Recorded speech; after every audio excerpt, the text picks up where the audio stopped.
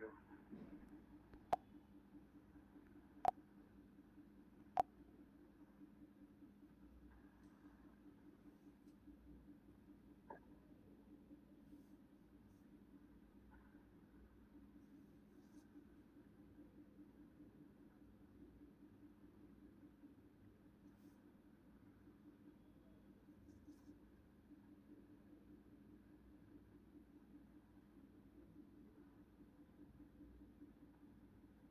আজকে আমরা যে কোনো ধরনের ইলেকট্রিক্যাল ইনস্ট্রুমেন্টের বেসিক কিছু ক্যারেক্টারিস্টিক্স নিয়ে কথা বলবো। মেইনলি ক্যারেক্টারিস্টিক্স দুই ধরনের হয়ে থাকে, একটা হচ্ছে স্ট্যাটিক আর একটা হচ্ছে ডাইনামিক। স্ট্যাটিক আর ডাইনামিকের মধ্যে ডিফারেন্স কি হতে পারে? আর প্রতিটা ইনস্ট্রুমেন্টেরই দুই ধরনের বৈশিষ্ট্য থাকতে পারে, একটা হচ্ছে স্ট্যাটিক ক্যারেক্টারিস্টিক্স আর একটা ডাইনামিক ক্যারেক্টারিস্টিক্স। স্ট্যাটিক ক্যারেক্টারিস্টিক্সটা আমরা নাম শুনে বুঝতেছি যে এটা টাইমের সাথে ভ্যারি করবে না।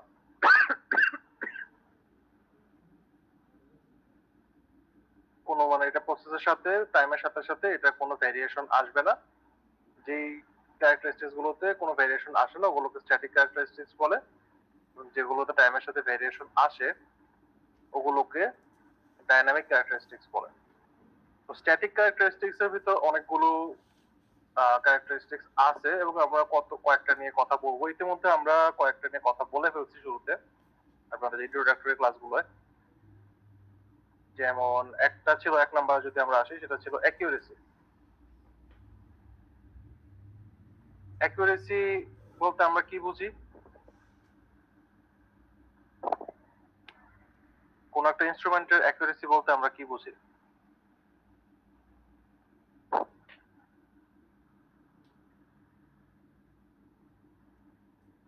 সেই ইনস্ট্রুমেন্টের যে ধরনের আসল আউটপুট বা রেজাল্ট দেওয়ার কথা বা মেজার করার কথা এক্সাক্ট যেটা আদর্শমান সেটার খুবই কাছাকাছি মান দিতে পারা, সেটা অ্যাকুরেসি। সেটা হচ্ছে ভালো অ্যাকুরেসি। আপনি যে সংখ্যাটা বলছেন সেটা হচ্ছে গুড অ্যাকুরেসি, যে ওই ট্রু ভ্যালু যেটা বা যেটা আসার কথা ওটা কাছাকাছি কিছু আসছে, good accuracy. But in general accuracy বলতে আমরা বোঝাচ্ছি যে ওই ডিগ্রিটা, যে কত কাছাকাছিও গেছে এই মেজারটা।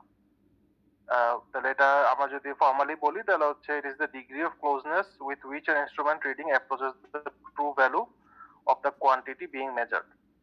তো সংখ্যা আমার কাছ থেকে এখন শুনেন, আমি পরবর্তীতে আপনাদের পরীক্ষার আগে এগুলো ম্যাটেরিয়াল প্রোভাইড করবো যেগুলো পরীক্ষার জন্য কাজে লাগবে। বাট এখন প্রতিটা কনসেপ্ট ভালো মতো বোঝার চেষ্টা করেন।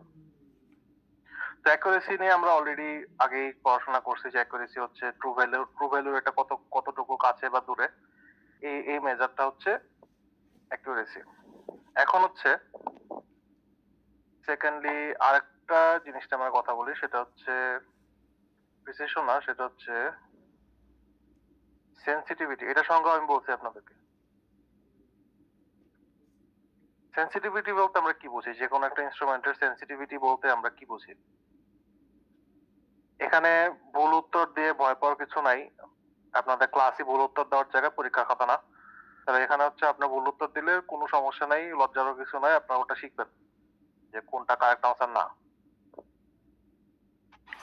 স্যার, সেনসিটিভিটি হচ্ছে একটা ইনস্ট্রুমেন্টের যে কোনো একটা প্যারামিটার চেঞ্জ করলে কতটুকু সেটার আউটপুট পরিবর্তন হচ্ছে বা কি ইফেক্ট পড়ছে, এটা হচ্ছে স্যার সেনসিটিভিটি।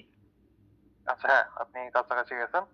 তো এখানে সেনসিটিভিটি হচ্ছে যে আমি যদি ইনপুট আউটপুটের পার্সপেক্টিভ থেকে চিন্তা করি, আমি একটা স্মলেস্ট পসিবল চেঞ্জ যদি আমি একটা ইনপুট দিই, তো এখান থেকে স্মলেস্ট পসিবল আউটপুট আমি কি পাবো, মানে কতটুকু পাচ্ছি, সেটা হচ্ছে আমার সেনসিটিভিটি। তো এটা যদি আমি ফর্মালি সংখ্যা বলতে যাই, সেটা হচ্ছে sensitivity is the ratio of change in output of N instrument to the change in input.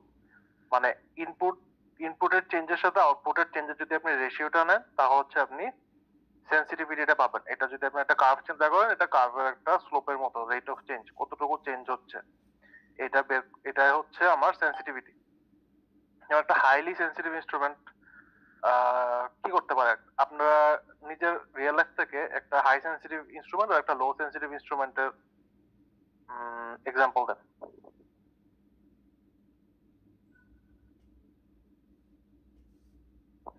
Sir ফ্যানের রেগুলেটর হতে পারে স্যার।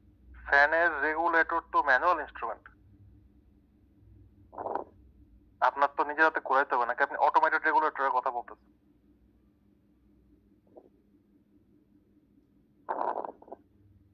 স্যার এটা অপ এম্প স্যার। অপ এম্প এগুলো অপ এম্পের সেন্সিটিভিটি বলতে আপনি কি বোঝাচ্ছেন? এক্সপ্লেন করা পসিবল, বাট আপনি এক্সপ্লেন করেন।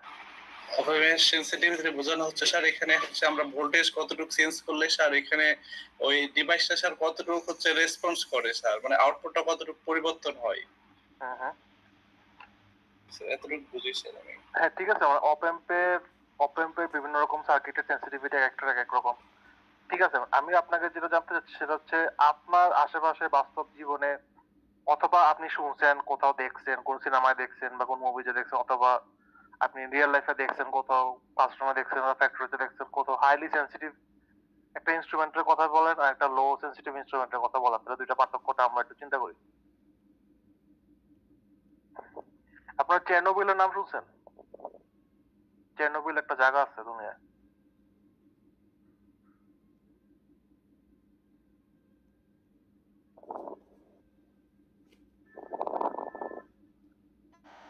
চেরনোবিলের নাম শুনে নাই? না স্যার ওটা মনে পড়তেছে না স্যার, শুনলেও এখন নামটা একটু চেনা চেনা লাগে না? এখানে যে একটা মানে নিউক্লিয়ার ডিজাস্টার হয়েছিল,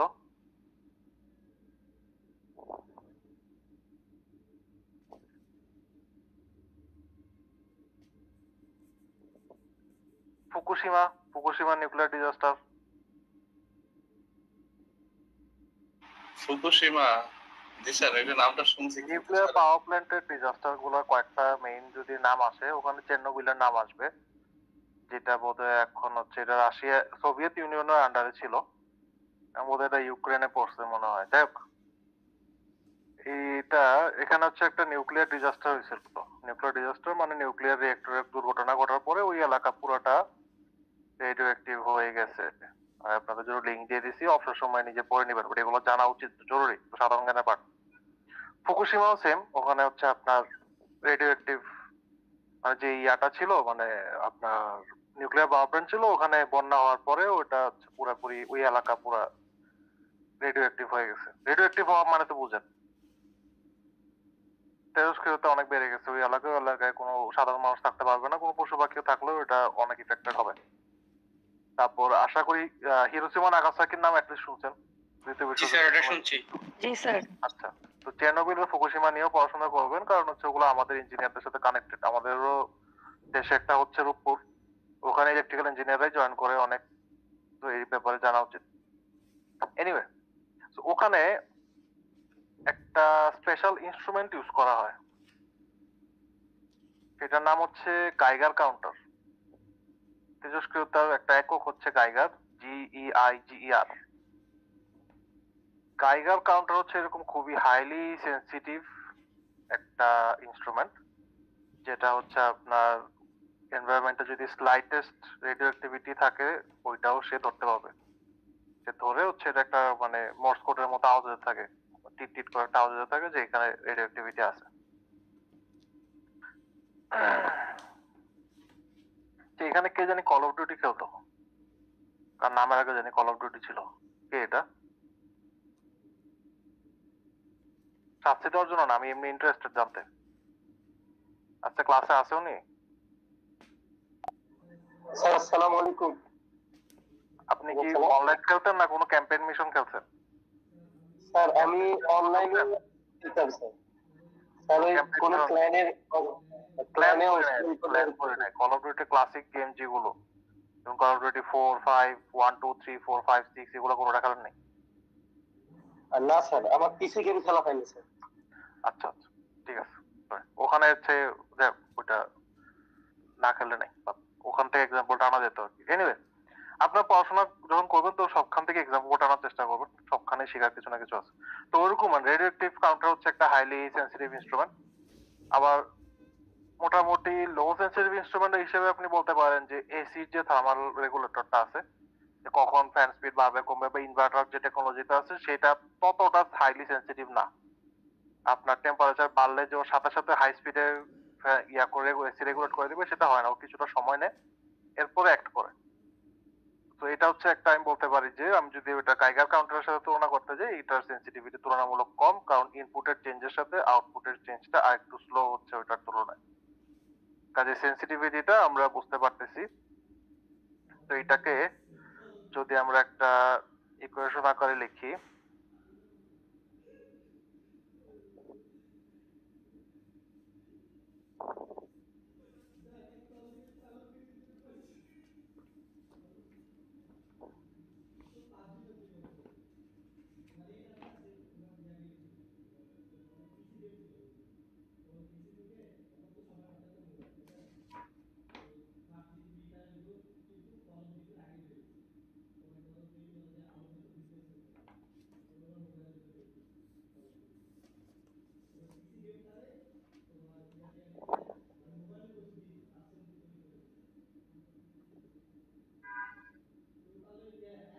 এর যদি ইনপুটের সাথে হয় তাহলে হচ্ছে এই যে রেশিওটা বা এটা স্লোপের যে হিসাবটা y/x এটাই হবে হচ্ছে আমার সেন্সিটিভিটি। তো সেন্সিটিভিটি কনসেপ্ট বোঝার পরে আমার যেটা বোঝা ইম্পর্টেন্ট সেটা হচ্ছে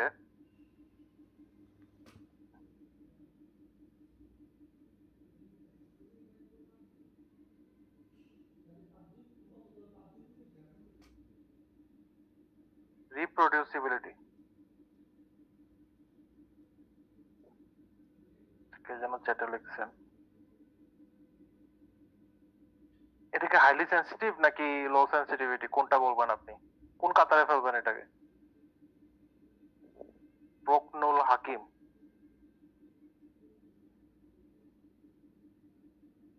প্রকনুল হাকিম বলতে চাচ্ছেন যে smart devices use an ambient light sensor to adjust brightness level based on light conditions around ইট। এই স্মার্ট ডিভাইসের হচ্ছে আপনি একটা সেন্সিটিভিটি স্পেকট্রাম পাবেন, ওখানে সেন্সিটিভিটি ভ্যালু লেখা থাকে। আপনার যে ইয়াটা আছে যে প্রোডাক্টগুলোর যে স্পেসিফিকেশন ওটা দেখলে ওখানে দেখবেন যে আছে।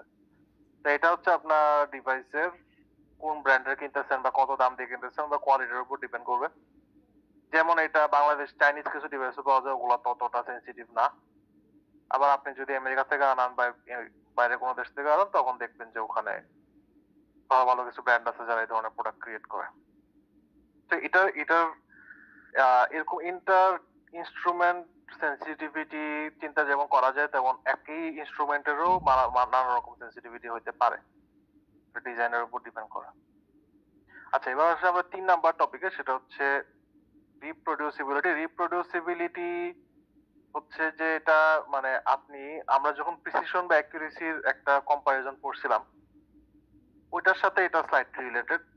ব্যাপারটা হচ্ছে আপনি যে ডাটা নিচ্ছেন মনে করেন একটা ইনস্ট্রুমেন্ট দিয়ে, ওই ইনস্ট্রুমেন্ট কি 5 বার বা 4 বার ডাটা নিলে কাছাকাছি ভ্যালু দিচ্ছে কিনা, অথবা যিনি অপেম্পের কথা বলছিলেন উনি এটা এভাবে চিন্তা করতে পারেন যে আপনার হাতে যদি একটা ইনভার্টিং অ্যাম্পলিফায়ার থাকে, ইনভার্টিং অ্যাম্পলিফায়ারে আপনি যে রেজিস্টর গুলো দিয়ে আমরা মানে অ্যাম্পলিফাই করতেছি, যে গেইনটা আনতেছি, ওই আপনি মনে করেন 5 বার ভোল্টেজ দিলেন, 5 বার ভোল্টেজ দিলে কি ভ্যালুটা একই আসছে কিনা।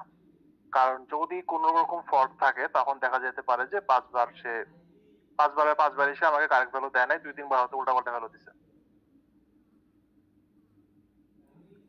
তো একটা ইনস্ট্রুমেন্টের রিপ্রোডিউসিবিলিটি বলতে আমরা বোঝাচ্ছি যে degree of closeness by which a given value can be repeatedly measured, মানে বারবার আমি একই ভ্যালু পাচ্ছি কিনা, মেজার করতে পারতেছি কিনা। আর এটা হচ্ছে একটা স্পেসিফিক পিরিয়ড অফ টাইমের জন্য এটা ফিক্সড, যে এটা আমি একটা পিরিয়ডে রিপ্রোডিউসিবিলিটি এটুকুই থাকবে। যদি এটা মানে পারফেক্ট রিপ্রোডিউসিবিলিটি বলতে আমরা সেই জিনিসটাকেই বুঝি যে একটা ইনপুটের জন্য যে আউটপুটটা আসতেছে ওইটা সময়ের সাথে ভ্যারি করতেছে না, এবং এটা একটা আমাদের ডিজায়ার্ড কি বলবো ক্যারেক্টারিস্টিক্স আমার ডিভাইসের জন্য, যে আমি যে রেজাল্টটা পাচ্ছি সেটা বারবার রিপিট করতেছে। যদি রিপিট না করে তখন হচ্ছে একটা এরর হবে। ওই এররটার নাম কি?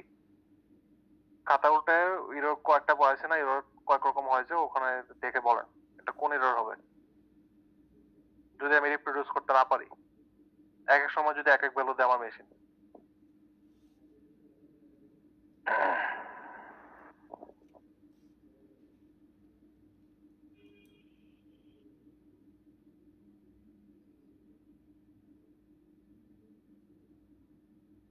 সিস্টেমিক এরর হবে, এটা মাথায় থাকতে হবে, কুইকলি বলতে পারতে হবে।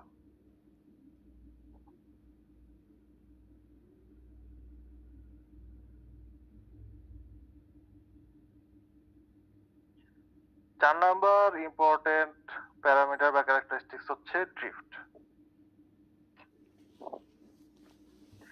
ড্রিফট বলতে, ড্রিফট কথাটা শুনলে আপনাদের মাথায় কি আসে ফার্স্টে? আমাকে সেটা আগে বলেন।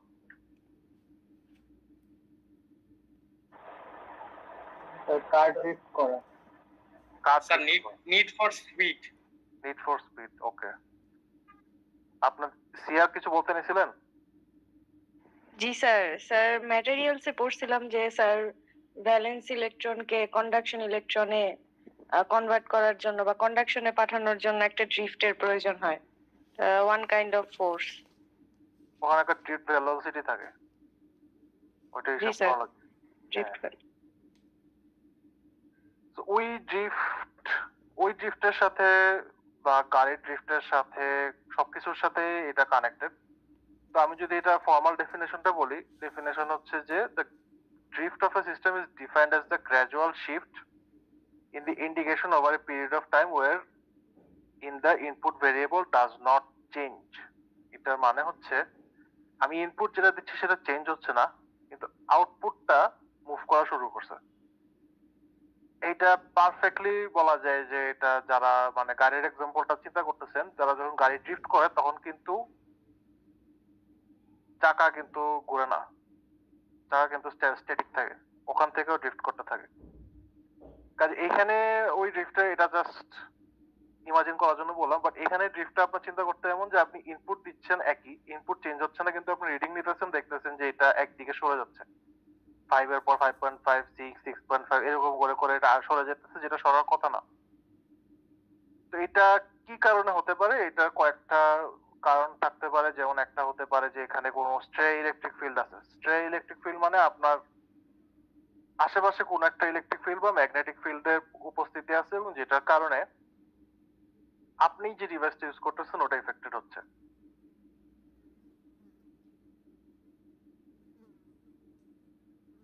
সো ড্রিফট হতে পারে কয়েক রকম, যে একটা হতে পারে জিরো ড্রিফট যেখানে কোনো ড্রিফট নাই, একটা হতে পারে সেন্সিটিভিটি ড্রিফট, যে আমার ওই সেন্সিটিভিটি হিসাবটা দিয়ে আপনার বুঝতে হবে যে সেন্সিটিভিটিতে আপনি ক্যালকুলেট করতে পারবেন যে ইনপুটের সাথে সাথে আউটপুটটা মানে একদিকে সরে যাচ্ছে, যেটা মানে এই প্রভাবে সরার কথা না। আপনার মনে করেন যে আপনি যদি ইনভার্টিং অ্যাম্পলিফায়ার দিয়ে চিন্তা করেন বা একটা অ্যাম্পলিফায়ার দিয়ে চিন্তা করেন যে আপনি হয়তো এটা ডাবল করবে জাস্ট, বা আপনি 2 এর সাথে 4 আসছে, 3 এর সাথে আপনি দেখতেছেন যে 7 আসছে, এই 4 দেওয়ার পর এটা 9.5 কিছু একটা আসছে, মানে এখানে একটা ড্রিফট আছে, এটা সরে যেতেছে আস্তে আস্তে। এটা কোন একটা কারণ থাকতে পারে। আরেকটা থার্ড টাইপ অফ ড্রিফট হতে পারে যেটা জোনাল ড্রিফট, যেটা হচ্ছে মানে একটা পার্টিকুলার এরিয়ার ভিতরে থাকবে, হয়তো আপনি 9.5 এর পরে এরপর যা দিবেন এতে ওখানে আর ড্রিফটটা নাই। একটা পার্টিকুলার জোনে যদি ড্রিফটটা থাকে সেটাকে আমরা বলতেছি জোনাল ড্রিফট। ওই আমাদের এখানে পাশে ওই যে উনি ওনার ল্যাপটপে ড্রিফট বোঝার পরে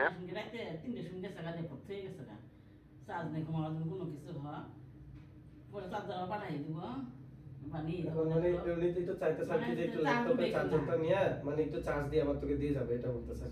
ওটা যে প্লাগইন একটা ছিল আর কি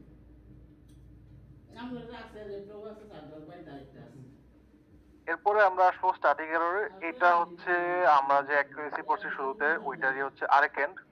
আরেকেন্ড বলতে এটা হচ্ছে the deviation from the true value of the measured variable, মানে আমি ট্রু ভ্যালু থেকে এটা কত দূরে আছে সেটার ডেভিয়েশনটা, মানে ডেভিয়েশনের যে পরিমাণটা সেটা হচ্ছে আমার এরর বা স্ট্যাটিক এরর। অ্যাকুরেসি বলতে আমরা বলছিলাম যে এটা কতটুকু দূরে আছে সেটা আপনি অ্যাকুরেসির এররই হচ্ছে আপনার কতটুকু আছে সেটা অ্যাকুরেসির পরিমাপক। সো এটা একটা একটার সাথে রিলেটেড। একটা সংজ্ঞা পারলে আপনারা এটাও বলতে পারবেন যে এটা হচ্ছে জাস্ট ডেভিয়েশনটা আমার ট্রু ভ্যালু থেকে কতটুকু দূরে আছে, এই ডেভিয়েশনের পরিমাণটা যদি আপনাকে বলতে বলে সেটা হচ্ছে আপনার স্ট্যাটিক এরর। এই স্ট্যাটিক এরর হচ্ছে সময়ের সাথে পরিবর্তন হবে না। এখানে একটা খেয়াল করবেন, ড্রিফট কিন্তু সময়ের সাথে পরিবর্তন না, আপনার ইনপুট ভোল্টেজের সাথে পরিবর্তন। যে আপনি ইনপুট একটা ভোল্টেজ দিয়ে বারবার আসতেছেন, অথবা একটা ভোল্টেজ থেকে আপনার ভোল্টেজ চেঞ্জ করলে, ইনপুট চেঞ্জ করলে যেরকম আসার কথা সেরকম না আসে, এটা একদিকে মুভ করতেছে, তখন যদি হয় তখন হচ্ছে ড্রিফট। তো এটা কিন্তু আপনার ইয়ার সাথে, টাইমের সাথে রিলেটেড না, এটা মাথায় রাখতে হবে। মানে উপর চলে যায় এদিকে ওর মেয়ে যা ও বিকালে আসতে চাইছিল তোমার কাছে, বুঝছো? পরে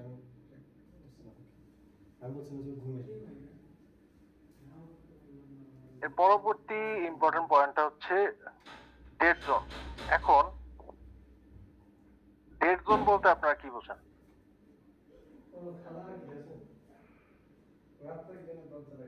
ডেড জোন বা ডেড টাইম, এই টার্মগুলো কি কখনো শুনছেন কিনা?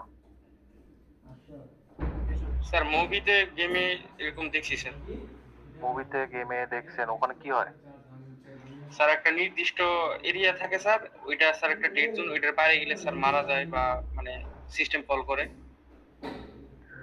আচ্ছা, ব্যাপারটা আপনি একটু উল্টা বলছেন। ডেড জোনে গেলে হয়তো মারা যাবে, ডেড জোনের বাইরে থাকলে হয়তো ঠিক থাকবে। যাই হোক, ইনস্ট্রুমেন্টের ক্ষেত্রে ডেড জোন বলতে আমরা বুঝতেছি যে, মনে করেন আমাদের হাতে একটা ভোল্টমিটার আছে, ওই ভোল্টমিটারটা দিয়ে আমরা আউটপুট মাপা শুরু করছি 3 ভোল্ট থেকে, এবং আমরা ঠিক করছি যে 3 ভোল্ট আউটপুট থেকে শুরু করে আমরা 10 ভোল্ট পর্যন্ত মাপবো। আমার একটা সার্কিট হাতে আছে যেটা থেকে আউটপুট, আমি যদি একটা রিওস্ট্যাট, যেটা ভ্যারিয়েবল রেজিস্টার আছে, ওটা চেঞ্জ করি, তাহলে 3 ভোল্ট থেকে 10 ভোল্ট পর্যন্ত আউটপুটটা যাবে। তো আমরা যেটা শুরু করলাম, শুরু করার পরে দেখতেছি যে 3 ভোল্ট যেখানে আসার কথা আইডিয়ালি, ওই জায়গায় ওইটা আছে 0, 4ও 0, 5ও 0, 6ও 0, 7, 8, 9, 10 এর জন্য আবার সুন্দর ভ্যালু দিছে, কোনো সমস্যা নেই। এর মানে কি, ওর হচ্ছে গিয়ে 6 ভোল্ট পর্যন্ত যে রিজিয়নটা, ওই রিজিয়নটা ওর জন্য ডেড জোন। ওই রিজিয়নে আপনি ইনপুট যাই থাকুক না কেন, ও কোনো আউটপুট দিবে না। তাহলে হচ্ছে ডেড জোন এসে শেষ হয়েছে কোথায়? 6 ভোল্টে। তো আপনার হচ্ছে একটা large amount of input voltage দেওয়া লাগতেছে, মানে 6 ভোল্ট আপনার ক্রস করা লাগতেছে আপনার এই ডিভাইসটা থেকে আউটপুট আনার জন্য। তাহলে যেই জোনটায় হচ্ছে ও কোনো আউটপুট দিচ্ছে না আপনাকে, এটা হচ্ছে ওই ডিভাইসের ডেড জোন। তো এটা হচ্ছে আপনি আরেকটা ইয়াতে বুঝতে পারেন যে, এখন মডার্ন স্মার্টফোন গুলোয় অনেক সময় দেখা যায় যে টাচ স্ক্রিন, যেগুলো স্ক্রিনের কোনো পার্ট কাজ করা হঠাৎ করে বন্ধ করে দেয়। এটা হয়তো অনেকে ফেস করছেন, আমি আমার 2টা ফোনে জিনিস ফেস করছি যে, হয় স্ক্রিনের উপরে পার্ট না সাইডের পার্ট টাচ কাজ করতেছে না। এইটাকে কি বলে?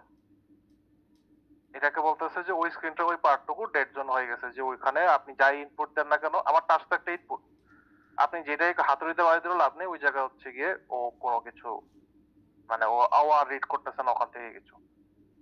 তো ওইটা হচ্ছে সর্ট অফ এটা ডেড জোনের মতো, বা এটা আপনি ফ্রিকশন দিয়েও চিন্তা করতে পারেন যে, একটা পার্টিকুলার ফোর্স না দেওয়া পর্যন্ত আপনার একটা ফ্রিকশনের যে ভ্যালুটা, ওটা যদি আপনি ওভারকাম না করেন, আপনি কিন্তু সামনে দিয়ে কোনো কিছু ঠেলে নিয়ে যেতে পারবেন না। যে ফ্রিকশন বা আপনার রেজিস্টিভ যে ফোর্স গুলো আছে, ওই ফোর্স গুলো ওভারকাম করার জন্য আপনার একটা পার্টিকুলার ফোর্স, নিজে অ্যাক্টিং ফোর্স দেয়া লাগবে আপনাকে। এই ক্ষেত্রে ওই যে ওই অ্যাক্টিং ফোর্সটা, ওই ফোর্সটা পর্যন্ত হচ্ছে আপনার ডেড জোন। এরপরে আপনি ফোর্স দিলে আপনি আউটপুট পাচ্ছেন, সামনের দিকে মুভ করতেছেন। বা আমি যদি আমার ইলেকট্রিক্যাল ইনস্ট্রুমেন্টে আবার ফেরত আসি, সেখানে হচ্ছে আমি ভোল্টেজ বাড়াচ্ছি, ভোল্টেজ বাড়ানোর সাথে সাথে আউটপুট পাচ্ছি, সেক্ষেত্রে এটা মানে যেটুকু পর্যন্ত আমি পাই নাই ওটা হচ্ছে ডেড জোন। আর যে টাইমটুকু আমি পাই নাই, ওটাকে আমরা বলবো ডেড টাইম। তো dead zone and dead time আমরা বুঝতে পারছি জিনিসটা কি।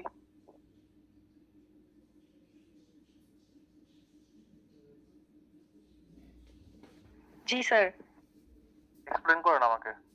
আমি তো ভোল্টমিটার দিয়ে বুঝেছি, আপনি অন্য একটা ইনস্ট্রুমেন্ট দিয়ে আমাকে এক্সপ্লেন করেন ডেড জোন কি।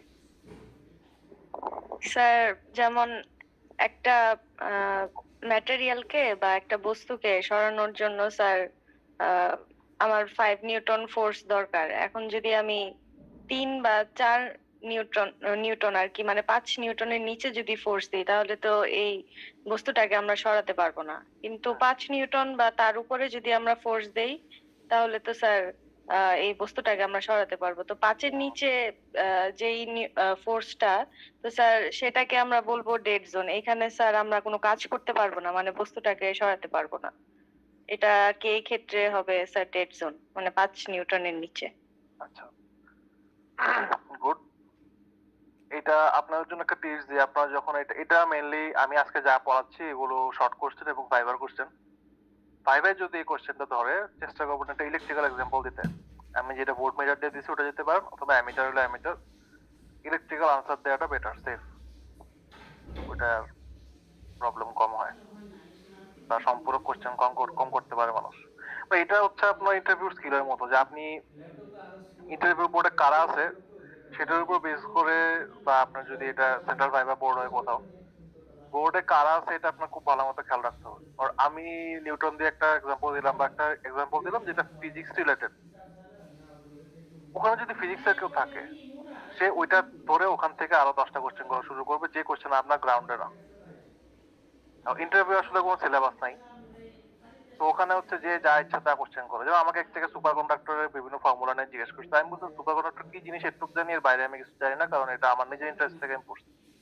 তো সুপার কন্ডাক্টর আমাদের সিলেবাসে কোথায় লেখা, বা সুপার কন্ডাক্টরের ভিতরে তো কোথাও যাওয়া কথা না। এনিওয়ে, মানে ইন্টারভিউটা অনেকটা এরকম। এটা আপনার তো পাস করার সময় প্রায় হয়ে গেছে। পাস করার পর অনেক জায়গাতেই বসবেন, তো ওই জায়গায় হচ্ছে আনসার দেওয়ার সময় খেয়াল করবেন যেন আনসার থেকে যদি সম্পূরক কোনো প্রশ্ন আসে, ওই প্রশ্নগুলো আপনার কমফোর্ট জোনের ভিতরেই থাকে। আর প্রশ্ন ভুল হলে, উত্তর ভুল হলে কোনো সমস্যা নাই, সরি স্যার পারি না বলে আগে যাবে, উল্টা পাল্টা উত্তর দিবেন না। এনিওয়ে, এবার হচ্ছে আমরা প্রিসিশনে আসি। প্রিসিশনের সংজ্ঞা আপনাদের পারা উচিত। অ্যাকুরেসি প্রিসিশন নিয়ে আমরা অনেক সময় পার করছি আপনাদের ফার্স্ট বা সেকেন্ড ক্লাসে।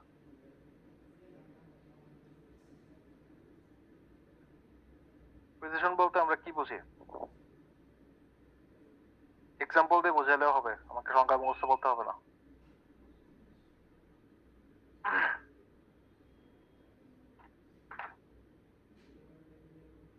স্যার কোন এক্সপেরিমেন্টে প্রাপ্ত ভ্যালুগুলো যদি আমরা বারবার এক্সপেরিমেন্ট করি, যেমন একটা ভোল্টেজ আমরা মেজার করলাম 5 বার, তো প্রত্যেক ক্ষেত্রে 4.5 ভোল্ট, 4.7 ভোল্ট, 4.6 ভোল্ট এরকম খুব কাছাকাছি ভ্যালু আসলে, সবগুলা ভ্যালু যদি খুবই কাছাকাছি হয়, সামান্য ফ্লাকচুয়েট করে একটা আরেকটার থেকে, তাহলে স্যার এগুলা স্যার মানে বেটার প্রিসাইশন মেইনটেইন করছে।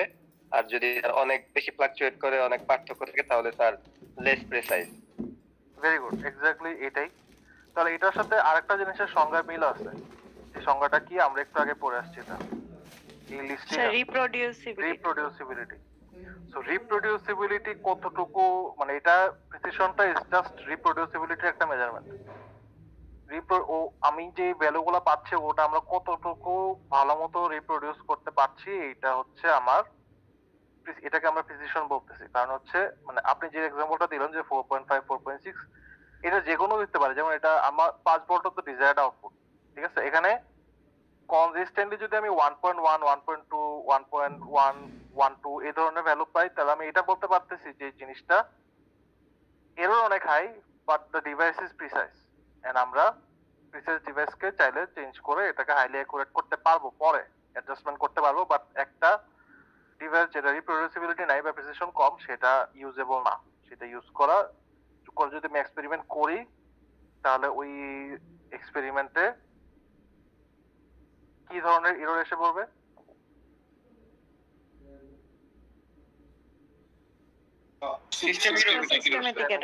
একেবারে মুখে থাকতে হবে এটা, যেটা মানে কোন ধরনের এরর আসবে। Very good, systemic error.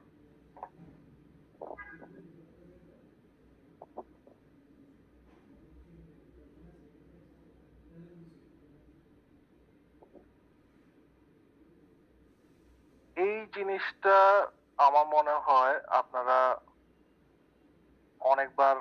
টার্মটা অনেকবার পেয়ে গেছেন অনেক জায়গায়। থ্রেশহোল্ড, ডায়োডের থ্রেশহোল্ড ভোল্টেজ, এখানে থ্রেশহোল্ড ভোল্টেজ, অনেক জায়গায় থ্রেশহোল্ড আছে। থ্রেশহোল্ড বলতে আমরা কি বুঝি?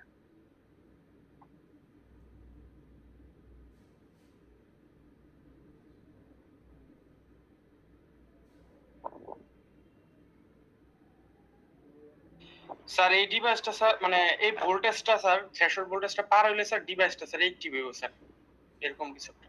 হ্যাঁ, তো থ্রেশহোল্ড হচ্ছে আমার পার হওয়া লাগবে। তো এটাকে যদি আমি ফর্মালি ডিফাইন করতে যাই, তাহলে আমরা বলবো যে threshold is the smallest measurable input below which no output change can be identified. এটার মানে হচ্ছে যে আমি ইনপুট যেই মানে আমার স্মলেস্ট পসিবল ইনপুট যেটার জন্য আমি আউটপুট পাবো আর যেটার নিচে আর কোনো আউটপুট নাই সেটাকে আমরা বলতেছি থ্রেশহোল্ড। থ্রেশহোল্ডের সাথে রিলেটেড আরেকটা সংখ্যা কি আছে বা একটা ক্যারেক্টারিস্টিক্স কি আছে যেটা থ্রেশহোল্ডের খুব কাছাকাছি যায়?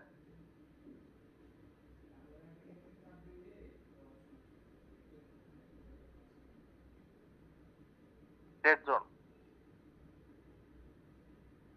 ডেড জোনের সংজ্ঞার সাথে থ্রেশহোল্ডের সংজ্ঞা খুবই কাছাকাছি যাচ্ছে। ডেড জোনে আমরা দেখছি যে একটা পার্টিকুলার ভ্যালু পার না হওয়া পর্যন্ত আমরা আউটপুট পাচ্ছি না। ওই পার্টিকুলার যে পয়েন্টটা ওইটাই হচ্ছে আমার থ্রেশহোল্ড।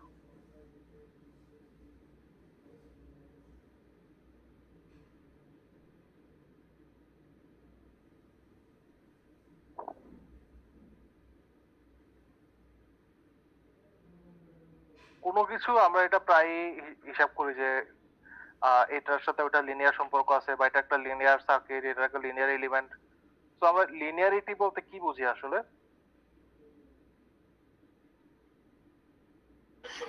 লিনিয়ারিটি বলতে স্যার এখানে বোঝানো যায়, মানে বুঝতে পারা যায় সেটা হচ্ছে ইনপুট আমরা কতটুকু দিলে আউটপুটটা কতটুকু চেঞ্জ হচ্ছে, এরকমটা বোঝায় স্যার। ইনপুটটা কতটুকু দিলে আউটপুট কতটুকু চেঞ্জ হচ্ছে এটা তো সেনসিটিভিটির সংজ্ঞা বলে। মানে ইনপুটটা মানে বারে বারে স্যার একই রকম ভাবে পরিবর্তন হবে, লিনিয়ারিটি মানে একই রকম ভাবে একই রকম ভাবে পরিবর্তন হতো প্রেসিশন। ধারাবাহিকভাবে স্যার পরিবর্তন স্যার। ধারাবাহিকতাটা কি রকম? মানে স্যার বাড়ালে বাড়তেছে, কমালে কমতেছে স্যার। ভোল্টেজ বাড়ালে যেমন স্যার কারেন্ট কমে যায় এরকম।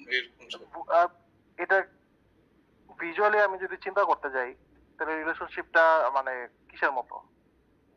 হচ্ছে ঢালের মতো স্যার, মানে জিরো বিন্দু মূল বিন্দু কমে ঢাল। মূল বিন্দুগামী ঢাল কোনটা? মানে y mx0 sir. y mx কিসের সমীকরণ? সরলরেখার সমীকরণ। এক্স্যাক্টলি আমি এই জানতে চাচ্ছি। লিনিয়ার রিলেশনশিপ মানে এখানে একটা আপনার স্ট্রেট লাইনের মতো সম্পর্ক থাকবে। তা আপনারা যেটা বলতেছেন যে কমবে বাড়বে কমবে, এটা তো আপনার নন লিনিয়ার রিলেশনশিপে কমে বাড়ে না। এক্সপোনেনশিয়াল রিলেশনশিপ বা একটা র্যান্ডম রিলেশনশিপে তো আপনার উল্টাপাল্টা কমে বাড়ে। একটা জিগজ্যাগ লেখা যদি থাকে বা একটা মনে করো সাইন ওয়েভের মতো আছে, ওটা তো কমতেছে বাড়তেছে, তো আপনি কি ওটাকে লিনিয়ার বলবেন? ওটাকে লিনিয়ার রিলেশনশিপ বলা যায়? বলা যায় না। কাজে লিনিয়ার রিলেশনশিপ তখনই হবে যদি হচ্ছে আমি যে ইনপুট দিচ্ছি ওটার আউটপুট যা আসতেছে এই ইনপুটের আউটপুটের মধ্যে যে সম্পর্কটা আছে ওই সম্পর্কটা যদি একটা স্ট্রেট লাইনের ক্যারেক্টারিস্টিক্স বা y mx + c এরকম একটা সম্পর্ক যদি ওদের ভিতর থাকে তখনই হচ্ছে আমরা বলতে পারতেছি যে এটা এটা মানে এই ডিভাইসটার এই ইনস্ট্রুমেন্টটা একটা লিনিয়ার ইনস্ট্রুমেন্ট। নন লিনিয়ার ইনস্ট্রুমেন্টও হতে পারে, নন লিনিয়ার সার্কিটও হতে পারে। আমরা যে সার্কিট এলিমেন্ট গুলো ইউজ করি ওই সার্কিট এলিমেন্ট গুলো কি লিনিয়ার না নন লিনিয়ার? নরমাল যে আমরা সার্কিট আপনারা যে এতদিন পর্যন্ত যা পড়ছেন স্যার অলমোস্টই sir non linear. Non linear কেন স্যার?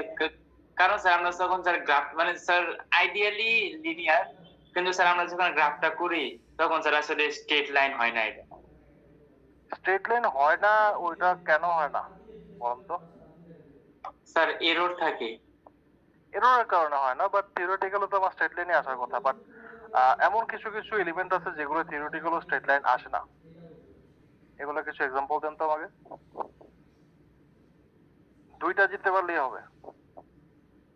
দুইটা এমন সার্কিট এলিমেন্ট বলেন যেগুলোর আউটপুট কার্ভ লিনিয়ার না। Sir SCR. এসসিআর? জি স্যার। স্যার এটা তো স্যার লিনিয়ার না স্যার, প্রথম দিকে বাড়ে আবার কমে স্যার এরকম। আবার স্যার যে আইজিবিটি ট্রায়াক। হ্যাঁ ঠিক আছে, আপনার আনসার ঠিক আছে যে এসসিআর এবং মানে ডায়োড বা ট্রানজিস্টর, আমি যদি সিম্পলিফাই করে বলি যে ডায়োড আর ট্রানজিস্টর যেগুলো ওগুলো হচ্ছে নন লিনিয়ার রিলেশনশিপ থাকে। গুড।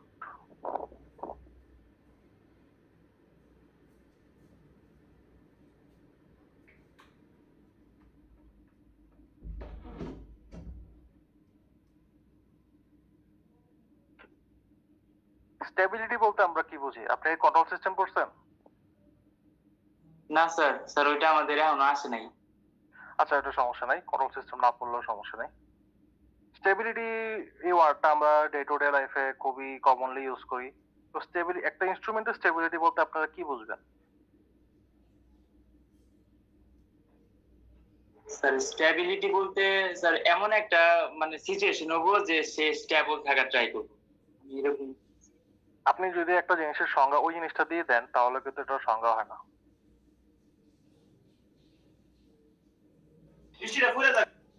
স্যার একটা সার্কিট আমি বানাইছি, তো এই সার্কিটটার মধ্যে স্যার যত ভোল্টেজই দেই এটা স্যার মানে নষ্ট হইতেছে না, স্টেবল থাকতেছে স্যার, এরকম কিছু। অনেকটা এরকম না, মানে যতই ভোল্টেজ দিচ্ছে নষ্ট হচ্ছে, এটাকে আপনি এটা রোবাস্ট বা এটা কতটুকু টেকসই সেটা বলতে পারেন। যদি এটা স্টেবিলিটির ব্যাপারটা হয়, স্টেবিলিটি বলতে আপনি বোঝাতে হবে যে এটার যে নর্মাল পারফরমেন্স, এই পারফরমেন্সটা আপনি যে একটা মেশিন কিনে ধরেন লাইফ টাইম বলে দেয় যেটা আপনার 10 বছর টিকবে, বা আপনি Xiaomi ফোন কিনতে গেলে বলে 1 বছর টিকবে। ঠিক আছে, আমি যদি 1 বছর আমার যে ডিভাইসটা আমার হাতে আছে ওই ডিভাইসটা আমার যেরকম পারফর্ম করার কথা কোনো রকম ঝামেলা ছাড়া যদি ওইরকম পারফর্ম করে, তাহলে আমরা বলবো যে ডিভাইসটা স্টেবল। ঠিক আছে, ডিভাইস স্টেবিলিটি এবং সিস্টেম স্টেবিলিটি দুটো কমপ্লিটলি ডিফারেন্ট জিনিস। সিস্টেম স্টেবিলিটি যখন আপনারা কন্ট্রোল সিস্টেমে পড়বেন তখন দেখবেন যে এখানে স্টেবিলিটি অনেক ক্রাইটেরিয়া আছে, তখন আরএলসি সার্কিটে যা যা পড়ছেন ওগুলো আবার কাজে লাগবে। আপনাদের হিন্ট দিয়ে রাখলাম একটা, লাপ্লাস আর আরএলসি সার্কিটে যা যা পড়ছেন ওগুলো ওখানে এসে আবার কাজে লাগবে। আরেকটা সংজ্ঞা আমরা পড়ে ফেলছি, সেটা হচ্ছে রেঞ্জ এন্ড স্প্যান। এটা আমি আবার বলাবো না, কারণ এটা খুবই সহজ একটা জিনিস, এবং একটা ডিভাইসের রেঞ্জ কতটুকু, স্প্যান কতটুকু, সেটা আমরা কত ক্লাসে এক্সাম্পল সহকারে বুঝছি। মিনিমাম ম্যাক্সিমাম ভ্যালু যে এটা মানে কতটুকু মেজার করতে পারতেছে, বা এটা রেঞ্জটা এটা কতটুকু জুড়ে ধরে আছে, স্প্যানটা, এটাও আমরা ক্লাসে বসি, ওখান থেকে দেখে নিবেন।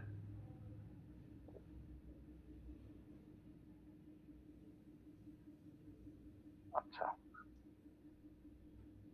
এবার বলেন, এটাও শুনছেন, এই টার্মও অনেক জায়গায় ইউজ করা হয়, বায়াস। একটা ইনস্ট্রুমেন্টের বায়াস বলতে আপনারা কি বুঝবেন? স্যার ইনিশিয়ালি স্যার একটা ডিভাইস অন করার জন্য স্যার মানে আমাদের একটা মানে বাইরে থেকে একটা শক্তি দেওয়া আর কি স্যার, বায়াসড।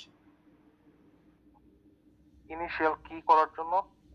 স্যার মনে করেন স্যার একটা স্যার আমাদের ওপেন স্যার একটা মানে মানে এটা স্টার্ট করার জন্য স্যার মানে এটা স্যার আমরা মানে যে কাজ করব মানে ইনভার্টিং করব নন ইনভার্টিং করব, তো এটা স্যার মানে ডিরেক্ট করতে পারবে না, এটার মধ্যে একটা নির্দিষ্ট মানে পাওয়ার দিতে হবে, ভোল্টেজ দিতে হবে স্যার, বায়াস করতে হবে। এটা ওই বায়াস না। আপনি নরমালি আপনার ডে টু ডে দৈনন্দিন জীবনে বায়াস বলতে কি বুঝেন?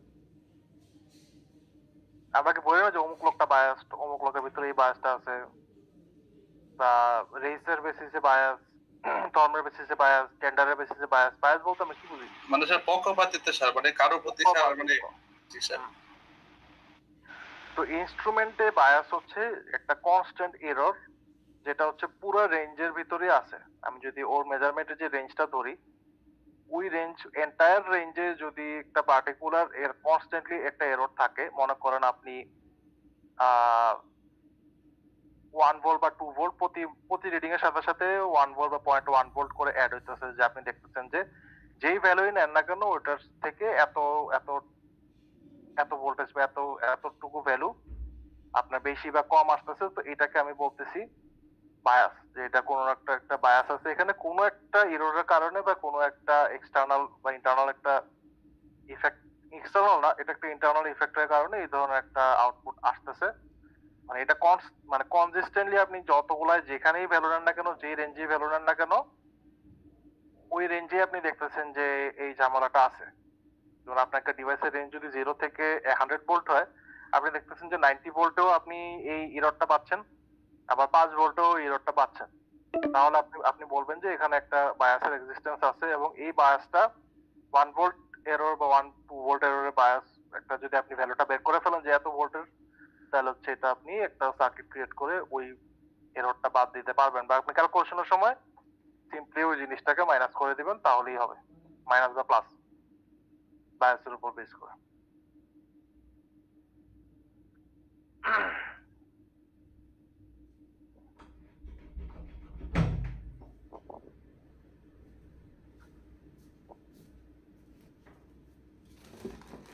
টলারেন্স, এটাও আমরা একেবারে ইলেকট্রিক্যাল ইঞ্জিনিয়ারিং প্রথম দিকে রেজিস্ট্যান্স টলারেন্স দিয়ে পড়ছিলাম।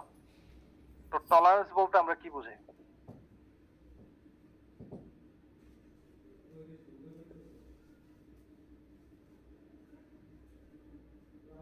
টলারেন্সের এমনি মিনিং বলেন আমাকে। সহ্য ক্ষমতা স্যার। সহ্য ক্ষমতা মানে আপনার টলারেন্স বলতে এটাকে একটা ধৈর্যের লিমিট বলতে পারেন, যে ওই লিমিটের ভিতরে যদি কিছু হয় তাহলে হচ্ছে সমস্যা নেই, আপনি এটা মেনে নেবেন যে ঠিক আছে আমি একটু টলারেট করতেই পারি। তো টলারেন্স আপনার আমার একটা ইনস্ট্রুমেন্টের জন্য সেটাই। তো আমি যেটা ফর্মাল ডেফিনেশন বলি সেটা হচ্ছে it is the maximum allowable error that is specified in terms of certain value while measurement. মানে ব্যাপারটা হচ্ছে এটা অ্যালাউয়েবল ডেভিয়েশন, এতটুকু ডেভিয়েশন থাকলে আমার কোনো সমস্যা নাই। রেজিস্ট্যান্সের টলারেন্সের ক্ষেত্রে চিন্তা করে দেখেন কি ছিল, এত প্লাস মাইনাস এত পার্সেন্ট এরর ওখানে আছে, আপনি বলে দিচ্ছেন এটা টলারেট করা হচ্ছে যে ইটস ওকে, এতটুকু এরর থাকলে আমার কোনো সমস্যা নাই। ওই যে ওই লিমিটটা যে এতটুকু প্লাস মাইনাস এত পার্সেন্ট এরর যদি থাকেও আমার রিডিং এ দ্যাটস টলারেবল, ওইটাকে আমি বলতেছি ওই ইনস্ট্রুমেন্টের টলারেন্স।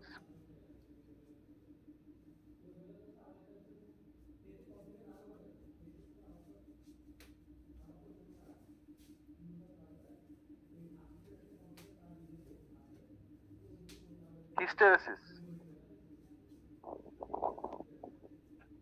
হিস্টেরেসিস সম্পর্কে কে কি জানেন আমাকে বলেন।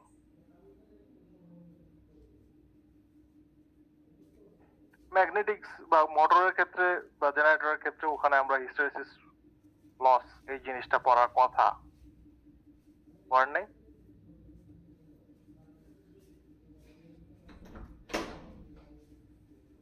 জি স্যার পড়ছিলাম। হিস্টেরেসিস কি জিনিস? স্যার ওই ক্ষেত্রে ছিল যে স্যার এই নর্থ পোল আর সাউথ পোলের আন্ডারে স্যার আমাদের যখন এই মোটরের আর্মেচার রোটেট করে সেই ক্ষেত্রে স্যার এই হিস্টেরিসিস লস হয়। হ্যাঁ হিস্টেরেসিস লস হয়, ঠিক আছে।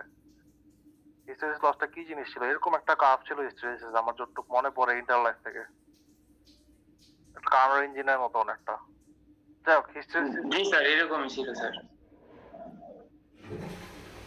বলেন না মানে হিস্টেরেসিসে আপনি তাহলে সবই তো বুঝতেছি, হিস্টেরেসিস লস থাকে, আমরা কার্ভটা দেখছি, হিস্টেরেসিস তাহলে আমরা কি বুঝছি যখন আমরা পড়ছি? যাই বুঝেন ভুল বুঝলো আমাকে বলেন।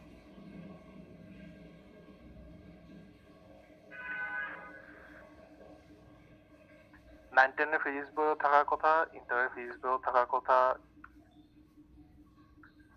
কত 2 বছরও এটা পড়ার কথা। হিস্টেরেসিস লস দিয়ে কি বোঝে? আমরা যেটা মোটরের বা জেনারেটরের ক্ষেত্রে যেটা বলতে সেটা ম্যাগনেটিক হিস্টেরেসিস লস। হিস্টেরেসিস আরো অন্য জায়গাতেও আছে, বেসিক আইডিয়াটা আমাকে বলেন।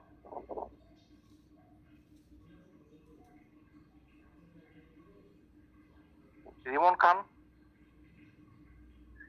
জি স্যার পারতেছি না এখন।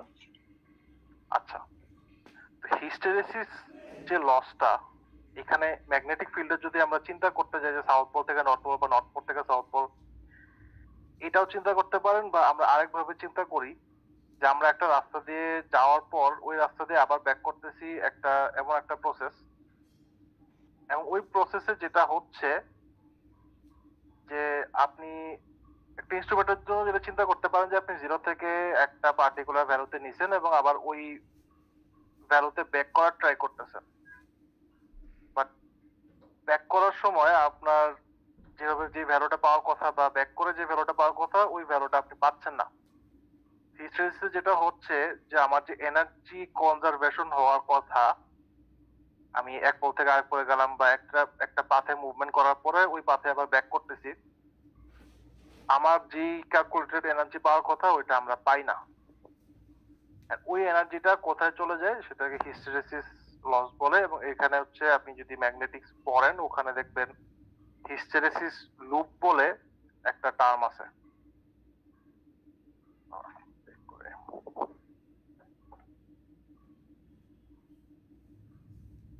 হিস্টেরেসিস লুপটা যদি আপনি বের করেন তাহলে ওখানে বুঝবেন যে এটা যে আমার যে এনার্জিটা পাওয়ার কথা আমি ওই এনার্জিটা পাই না। এবং ম্যাগনেটিক্স এর জন্য এটা ছিল যে একটা relationship between induced magnetic flux density আর হচ্ছে ম্যাগনেটাইজিং ফোর্স, এটাকে পিএইচ লুপও বলে।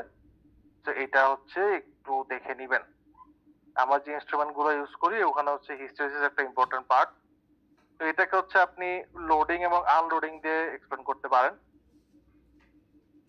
আপনি যখন লোড যেই এনার্জিটা লোডিং এর সময় ইউজ করতেছেন, আনলোড করার পরে আপনি যদি পুরোপুরি এনার্জি ব্যাক না পান, তখন যে এনার্জিটা লস হচ্ছে সেটা হচ্ছে হিস্টেরিসিস লসে চলে যাচ্ছে। আপনারা যদি এখন পর্যন্ত আপনাদের মেকানিক্যাল কোর্স হয়েছে,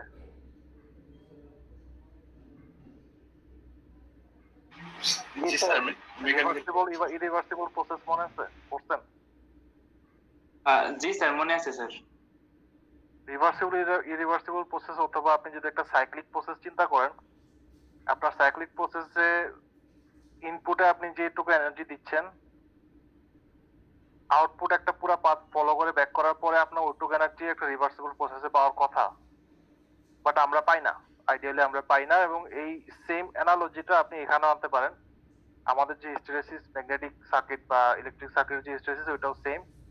আমরা যে পরিমাণ ম্যাগনেটিক এনার্জি, ম্যাগনেটাইজিং এনার্জি বা এনার্জি দিচ্ছি, ওই এনার্জি অনুযায়ী আমাদের যে ফ্লাক্স ডেনসিটি বা যে ইন্টেন্সিটি পাওয়ার কথা সেটা আমরা পাই না, এবং যে এখানে যে এই এনার্জিটা যে পাচ্ছি না সেটা হিস্টেরিসিস লস হিসেবে চলে যাচ্ছে।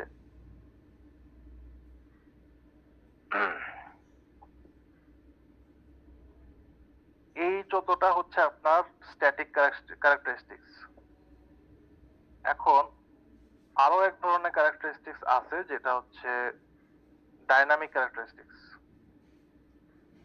তো ডাইনামিক ক্যারেক্টারিস্টিক্স কি হতে পারে, যেটা আমরা কিন্তু শুরুতে সংজ্ঞা বলছিলাম।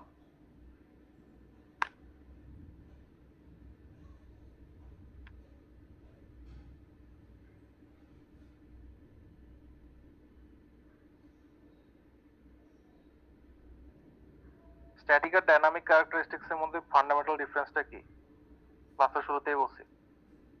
এটা টাইমের সাথে সাথে ভ্যারি করবে স্যার। ডাইনামিকটা টাইমের সাথে সাথে ভ্যারি করবে। জি স্যার। তো এটার ভিতর একটা হচ্ছে ফিডেলিটি। ফিডেলিটির নাম শুনছেন? আচ্ছা, আজানের টাইমটা একটু ব্রেক নিতে হবে, কারণ কিছু শোনা যাবে না।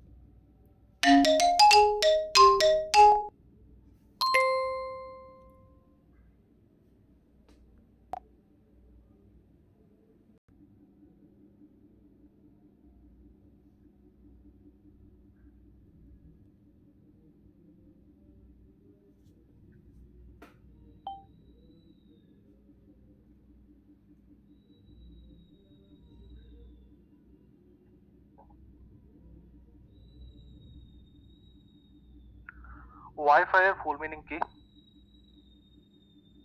Wireless fidelity. Wireless fidelity. Fidelity কি?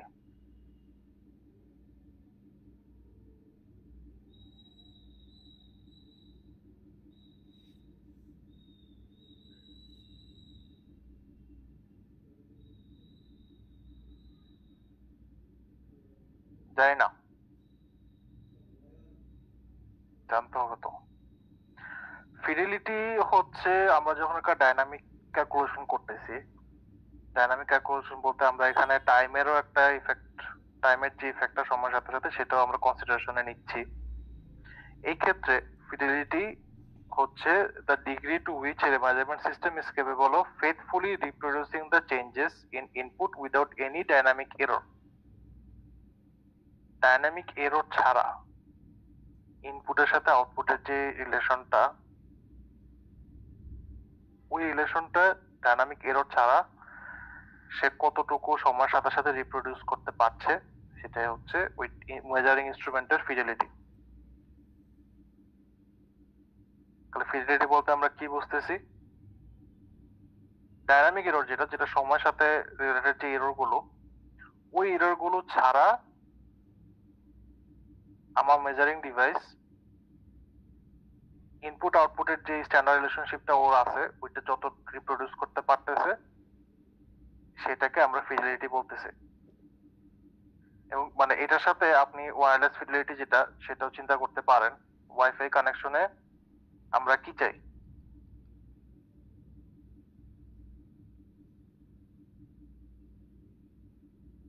আমরা ওয়াইফাই কানেকশন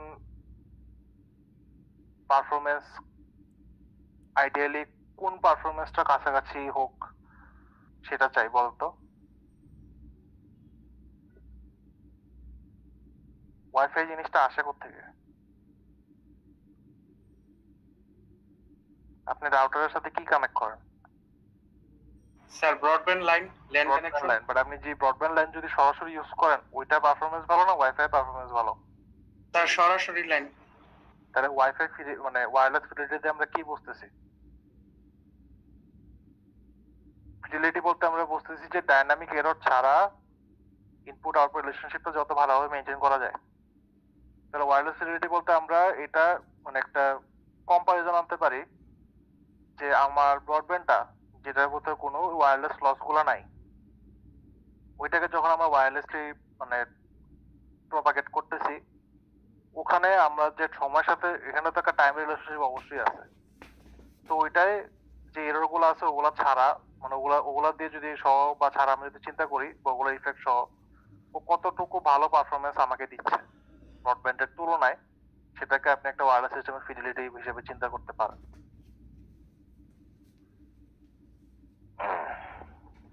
স্যার ডাইনামিক রিলেশনটা জিনিসটা কি? ডাইনামিক রিলেশন হচ্ছে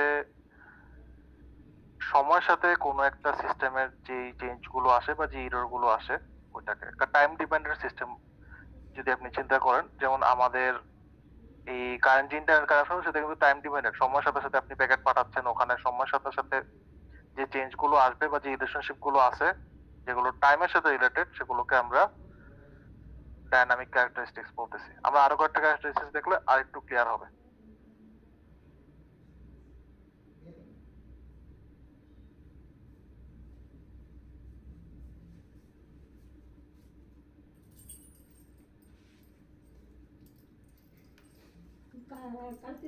আরেকটা ইম্পর্টেন্ট ডাইনামিক ক্যারেক্টারিস্টিক্স হচ্ছে স্পিড অফ রেসপন্স।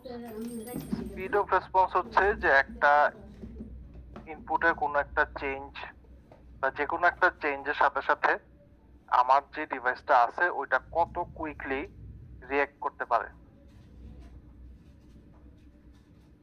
মানে ব্যাপারটা আপনি এভাবে চিন্তা করতে পারেন যে আপনি রেজিস্ট্যান্স, আপনার যদি একটা ভেরিয়েবল রেজিস্টার থাকে ওই রেজিস্টারের ভ্যালুটা আপনি চেঞ্জ করতেছেন, ওইটার সাথে সাথে কত কুইকলি আপনার ভোল্টমিটার আউটপুট ভ্যালুটা মেজার করতে পারতেছে। এটা হচ্ছে speed of response. Speed of response কে আমরা বুঝতে পারছি? জি স্যার বুঝতে পারছি। এটার সাথে সাথে কি আমাদের একটু ক্লিয়ার হচ্ছে যে ডাইনামিক বলতে আমরা এখন কোন টাইপের ক্যারেক্টারিস্টিক্স গুলো নিয়ে কথা বলতেছি? 3 নাম্বারটায় আরো বেশি ক্লিয়ার হবে।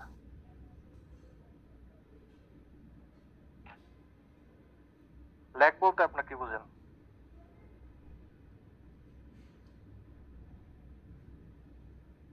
স্যার পিছিয়ে থাকা। পিছিয়ে থাকা, এক্স্যাক্টলি।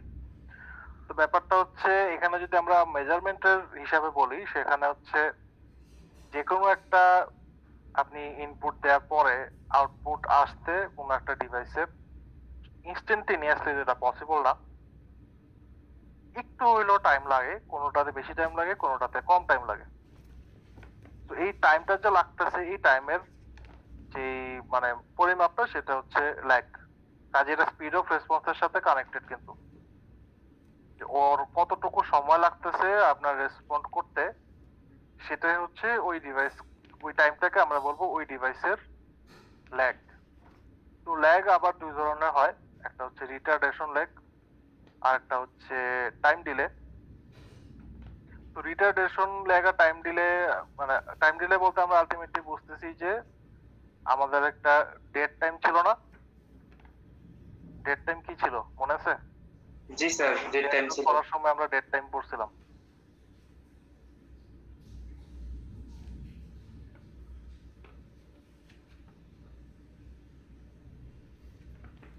ডেট টাইম কি ছিল বলেন?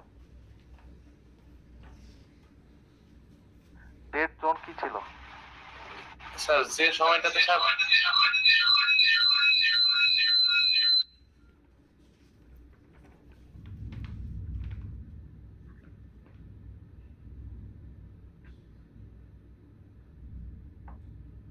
ডেট জোন কি ছিল? ডেট জোন ছিল একটা স্যার, একটা যদি রেজিস্ট্রেট আপনার মাইক্রোফোন বোধহয় ডিস্টার্ব করতেছে, অন্য কেউ একজন বলেন। তানভীর আহমেদ বলেন। স্যার একটা স্যার মানে ডিভাইসকে স্যার মানে ওটা লিমিট থাকে স্যার, যেমন 5 ভোল্টেজ অ্যাপ্লাই করার আগ পর্যন্ত কোন কাজ করবে না, 5 ভোল্টেজ অ্যাপ্লাই করার পর থেকে ও স্যার কাজ করবে স্যার, এটাই স্যার ডেড জোন। আচ্ছা ঠিক আছে, বুঝলাম যে একটা পার্টিকুলার ভ্যালু যদি থাকে যেটা পার হওয়ার আগে ও কোনো কাজ করতেছে না, সেটাকে ডেড জোন বলতেছে। যে টাইমটা আপনি ডেড জোনের ভ্যালুগুলো মানে দিয়ে চেষ্টা করতেছেন ওই টাইমটাকে বলতেছে ডেড টাইম। তো ওইটাকে আপনি টাইম দিলেও বলতে পারেন যে এত টাইম পার হওয়ার পরে হচ্ছে গিয়ে ও আমাকে ভ্যালু দেওয়া শুরু করবে।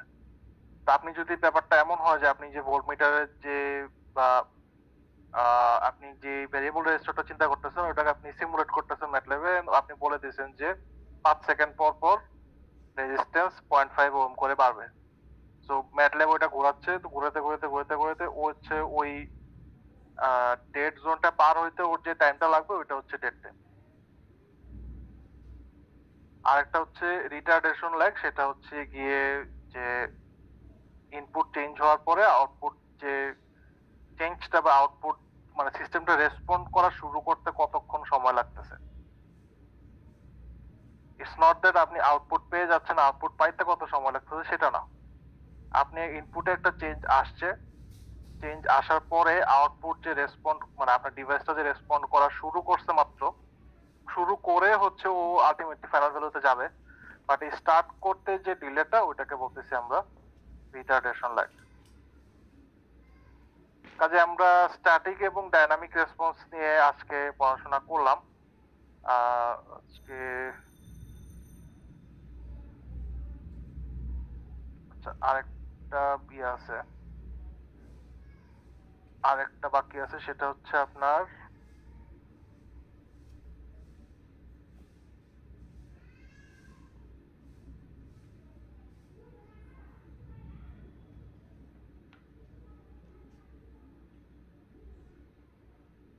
Dynamic error.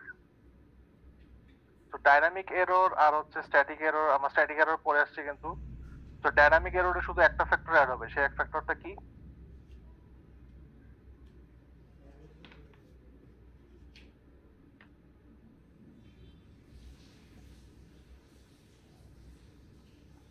বলেন। ডাইনামিক এররের ক্ষেত্রে স্ট্যাটিক এরর ছিল কি ছিল? স্ট্যাটিক এররের সাথে কি একটা ফ্যাক্টর অ্যাড করলে আমরা ডাইনামিক এররটা পেয়ে যাচ্ছি? চিন্তা করে বলেন।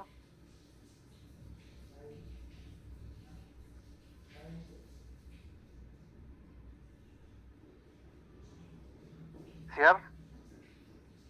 জি স্যার। আমরা ডাইনামিক এরর স্ট্যাটিক এররের সাথে কি যোগ করলে পেয়ে যাব? Sir time variant. Time variation add করলে পেয়ে যাব। তো এটা আপনারা বলতেছেন না কেন? আমি তো জানি আপনাদের অনেকের মাথায় আনসারটা আসছে। তো মানে এটা আনসারটা পেটে নিয়ে বসে থাকলে তো হবে না। আমি তো বলছি আপনারা এখানে ভুল আনসার দিলে কোনো সমস্যা নেই।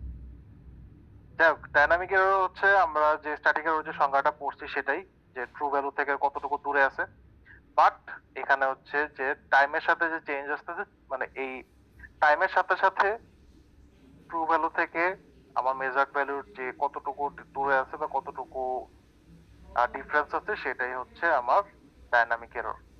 কাজে এখানে হচ্ছে আপনার আছে ডাইনামিক ক্যারেক্টারিস্টিক্সের জন্য আছে 4টা পয়েন্ট, আর স্ট্যাটিকের জন্য আছে 14টা। সো এই 18টা পয়েন্ট আপনাদের মাথায় রাখতে হবে। এই ডেফিনেশন গুলো খুবই গুরুত্বপূর্ণ।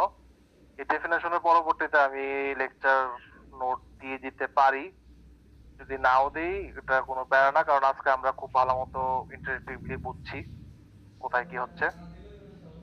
তো এই জিনিসগুলো আমরা আশা করতেছি পারবো, কারো সমস্যা হবে না। এবং হচ্ছে পরবর্তী ক্লাসগুলো যখন আমরা বিভিন্ন ডিভাইস নিয়ে কথা বলবো, ইমেজারিং ডিভাইস, ওখানে এই ক্যারেক্টারিস্টিক্স গুলো আসবে, তখন কিন্তু আমি ধরবো যে কোনটা কি সেটা বলেন। আর আপনাদের প্রতি এটা এটা ক্লাসে পড়া শেষ, আপনাদের প্রতি আরেকটা আমার প্রশ্ন, সেটা হচ্ছে আমাদের যে ব্রেনটা ওটা শিখে কিভাবে? আপনি যখন নতুন কিছু শিখেন এটা কিভাবে শিখেন?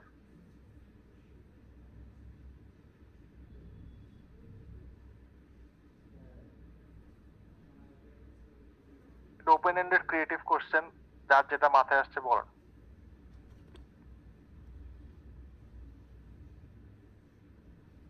স্যার সবকিছু তো আমরা সব দেখা বা শোনার মাধ্যমে বা করার মাধ্যমে স্যার মানে শিখি স্যার। দেখা, শোনা বা করা, মানে আপনি বলতে চাচ্ছেন যে এখানে অনেক ধরনের অ্যাক্টিভিটি আছে, অ্যাক্টিভিটি দিয়ে হতে পারে। আমি যে একটা পার্টিকুলার স্কিল আমি আপনাকে বললাম যে আমি কোন একটা বই পড়ছি, ওই বইয়ে যে জিনিসগুলো আছে ওই জিনিসগুলো আমি শিখবো কিভাবে? ওই জিনিসগুলো আমি শিখে মানে আমি মনে রাখলাম এবং আমি আমার বাস্তব জীবনে কাজে লাগালাম, এটা কিভাবে পসিবল? এই জিনিসটা আপনি কিভাবে পারবেন?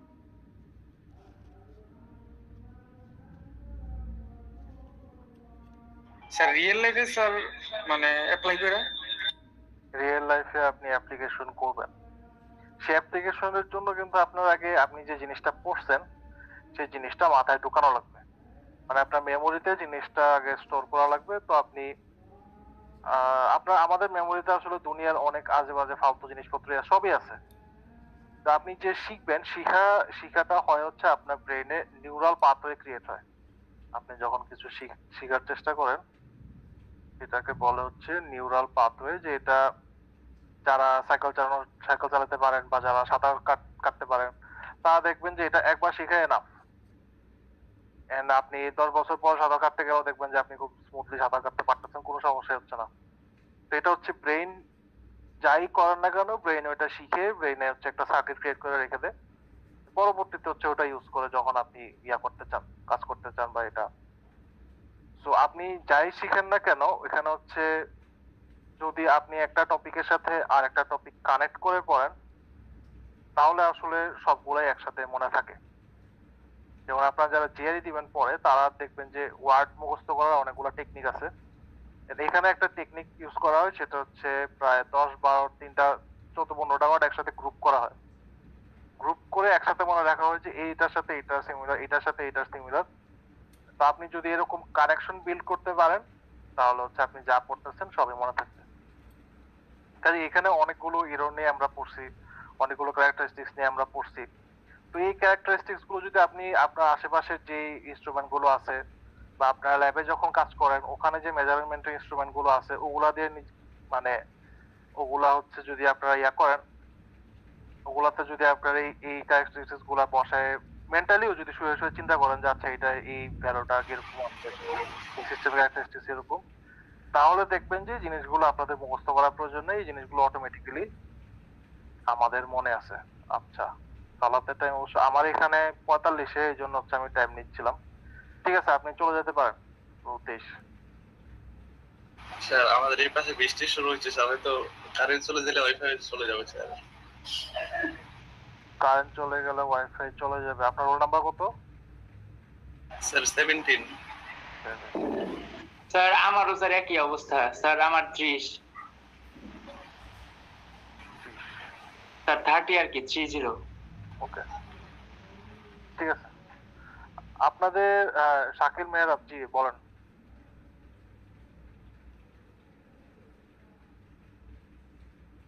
শাকিল মেহরাব একজন আব্দুল্লাহ বাট কিছু বললো না। আচ্ছা, আপনাদের ভিতর কয়েকজন রোবোটিক্সে কাজ করে বলছিলেন।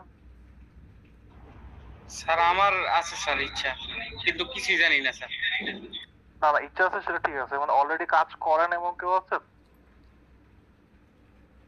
ছোটখাটো স্যার একটা রোবট বানাইছিলাম স্যার।